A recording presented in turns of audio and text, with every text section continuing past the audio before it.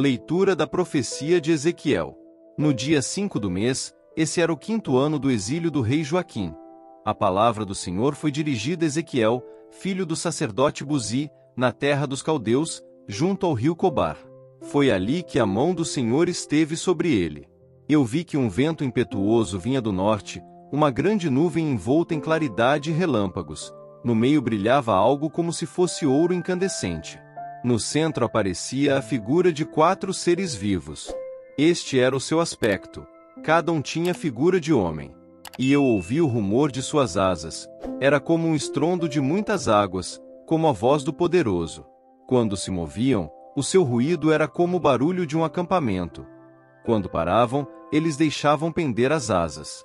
O ruído vinha de cima do firmamento, que estava sobre suas cabeças. Acima do firmamento que estava sobre as cabeças, havia algo parecido com safira, uma espécie de trono, e sobre essa espécie de trono, bem no alto, uma figura com aparência humana. E eu vi como que um brilho de ouro incandescente, envolvendo essa figura como se fosse fogo, acima daquilo que parecia ser a cintura. Abaixo daquilo que parecia ser a cintura, vi algo como fogo e, em sua volta, um círculo luminoso. 28. Se esse círculo luminoso tinha o mesmo aspecto do arco-íris, que se forma nas nuvens em dia de chuva. Tal era a aparência visível da glória do Senhor. Ao vê-la, caí com o rosto no chão. Palavra do Senhor. Graças a Deus.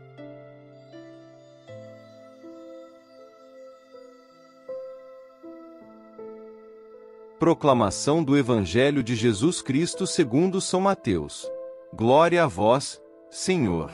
Naquele tempo, quando Jesus e os seus discípulos estavam reunidos na Galileia, ele lhes disse: E o Filho do Homem vai ser entregue nas mãos dos homens. Eles o matarão, mas no terceiro dia ele ressuscitará. E os discípulos ficaram muito tristes. Quando chegaram a Cafarnaum, os cobradores do imposto do templo aproximaram-se de Pedro e perguntaram: E o vosso mestre não paga o imposto do templo? Pedro respondeu: Sim, paga. Ao entrar em casa, Jesus adiantou-se e perguntou: E Simão, que te parece? Os reis da terra cobram impostos ou taxas de quem? Dos filhos ou dos estranhos?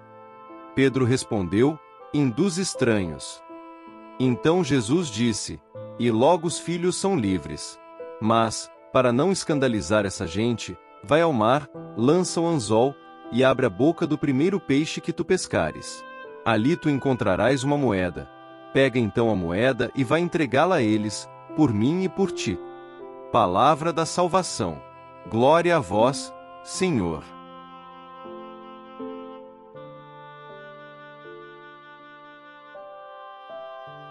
Queridos irmãos e irmãs em Cristo, imaginemos por um momento que estamos caminhando por uma estrada empoeirada sob o sol escaldante da Galileia.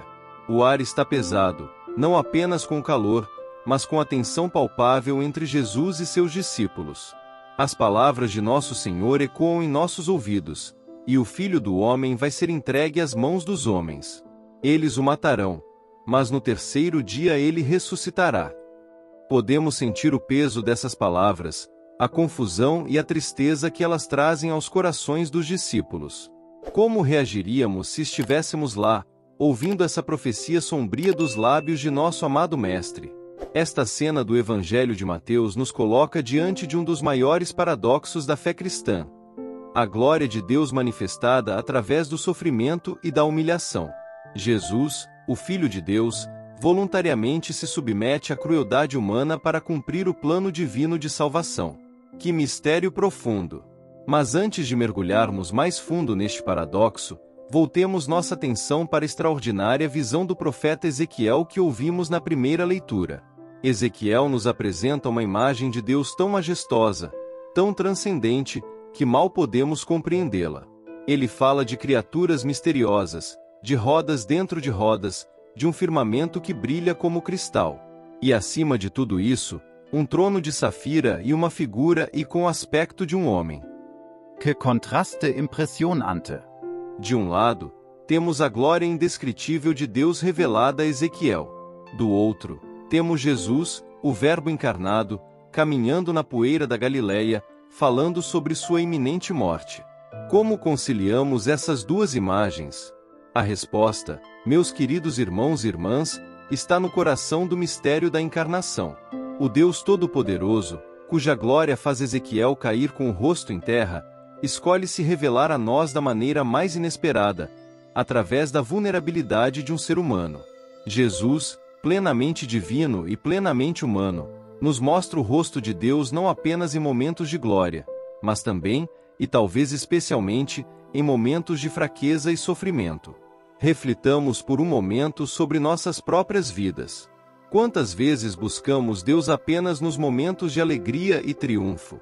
Quantas vezes nos esquecemos de procurá-lo quando estamos enfrentando dificuldades, dor ou fracasso? O Evangelho de hoje nos lembra que Deus está presente em todos os aspectos de nossa existência, mesmo, e talvez especialmente, nos momentos mais sombrios. Voltemos à cena do Evangelho. Jesus acaba de falar sobre sua morte iminente, e o que acontece a seguir? Ele é abordado sobre o pagamento do imposto do templo. Que transição abrupta! Do sublime ao mundano em questão de momentos. Mas não é assim que a vida funciona. Um momento estamos contemplando os mistérios mais profundos da existência. No próximo estamos preocupados com contas a pagar e tarefas cotidianas. A resposta de Jesus a esta situação é fascinante. Ele poderia ter simplesmente pagado o imposto ou se recusado a fazê-lo. Em vez disso, ele cria um momento de ensino, instruindo Pedro a pescar um peixe que milagrosamente conteria uma moeda em sua boca. O que Jesus está nos mostrando aqui?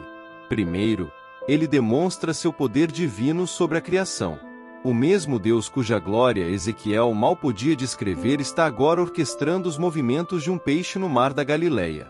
Que lembrete poderoso de que o Deus do universo se preocupa até mesmo com os detalhes mais minuciosos de nossas vidas. Segundo, Jesus está nos ensinando sobre a liberdade e a responsabilidade. Ele afirma que, como Filho de Deus, ele está tecnicamente isento deste imposto. No entanto, ele opta por pagá-lo para não os escandalizar. Que lição profunda sobre usar nossa liberdade não para nosso próprio benefício, mas para o bem dos outros.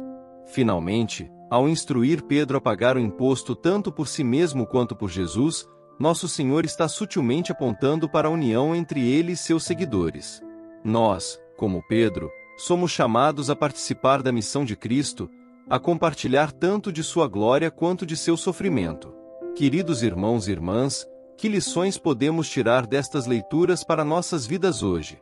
Primeiro, somos convidados a reconhecer a majestade e a transcendência de Deus, assim como Ezequiel fez. Tomemos um momento para nos maravilharmos com a grandeza do Criador. Olhem para as estrelas à noite, contemplem a beleza de uma flor, maravilhem-se com a complexidade do corpo humano.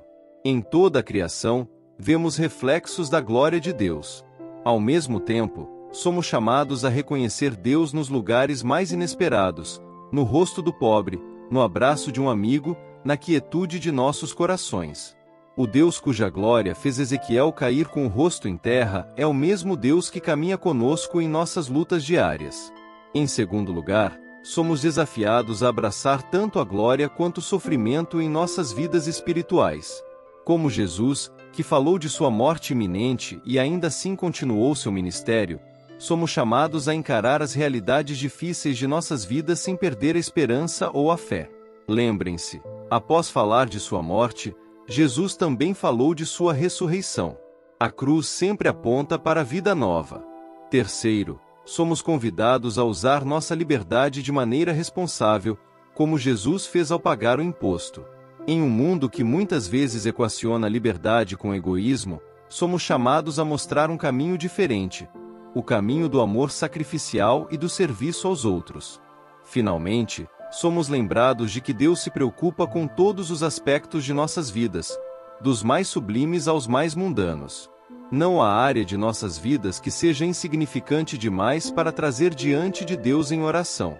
Meus queridos irmãos e irmãs, ao sairmos daqui hoje, levemos conosco estas verdades. Que possamos ver a glória de Deus na majestade da criação e na simplicidade do cotidiano. Que possamos encontrar força para enfrentar nossos próprios cálices de sofrimento, sabendo que a ressurreição sempre segue a cruz. E que possamos usar nossa liberdade não para nos servir, mas para servir aos outros, seguindo o exemplo de Cristo. Que o Deus de Ezequiel, cuja glória enche os céus, e o Jesus de Nazaré, que caminhou nas poeirentas estradas da Galileia, estejam conosco em cada passo de nossa jornada. Que sua presença nos console nos momentos de tristeza, nos fortaleça nos momentos de fraqueza, e nos inspire a viver vidas de amor e serviço. E que a graça de nosso Senhor Jesus Cristo, o amor de Deus Pai, e a comunhão do Espírito Santo estejam com todos vocês, agora e sempre. Amém.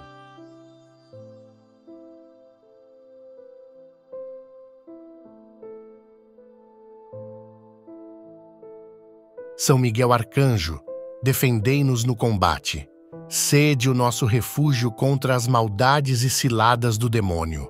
Ordene-lhe Deus, instantemente o pedimos, e vós, príncipe da milícia celeste, pela virtude divina, precipitai no inferno a Satanás e aos outros espíritos malignos que andam pelo mundo para perder as almas. Amém.